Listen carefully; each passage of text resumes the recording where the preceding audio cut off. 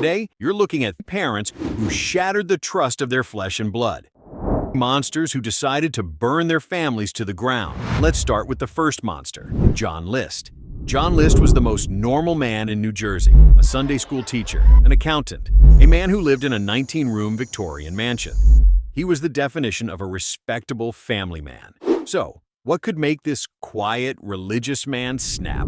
The truth was, John was a failure in his own eyes. He had lost his job and was drowning in debt, but he was too ashamed to tell his wife and children. Every morning, he would still put on his suit, grab his briefcase, and sit at the train station all day just to pretend he was still working. He was a man trapped by his own pride. He couldn't pay the bills, and he couldn't tell the truth. So, what was his twisted solution to the shame? On November 9th, 1971, John decided he would save his family from the humiliation of poverty by sending them to heaven. He meticulously executed his wife and mother, then waited for his children to come home from school to unalive them, too. There was no panic. He cleaned the kitchen, ate a sandwich, and turned on a religious radio station so the music would play over the bodies. He left the bodies in the ballroom and walked out the door.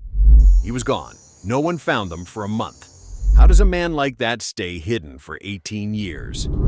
John moved to Virginia, changed his name, and got married again. He lived a whole new life for nearly 2 decades. He thought he was home free.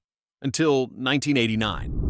A forensic artist made a clay bust of what he might look like as an old man and aired it on TV. His own neighbor recognized him instantly. After 18 years, the perfect parent was finally unmasked. The accountant was sentenced to life in prison, dying behind bars in 2008 without ever expressing a single moment of genuine remorse for the family he erased.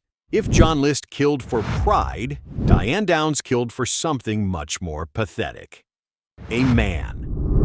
In 1983, Diane pulled her car over on a dark road in Oregon with her 3 children inside.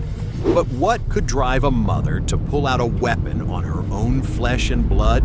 Diane was obsessed with a man who made it clear he didn't want children. To Diane, her kids weren't people.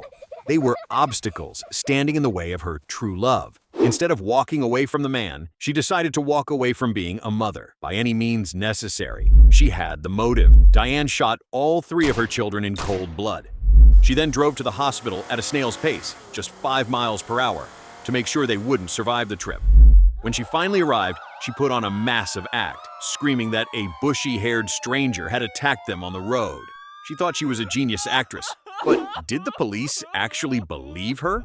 The act didn't last. While her children were fighting for their lives in surgery, Diane was seen laughing and joking with hospital staff. She even skipped through the crime scene during a police reenactment, smiling for the cameras. She thought she was home free until her daughter Christie woke up. Christie told the truth. Mom did it. Diane Downs was found guilty and received a sentence of life plus 50 years.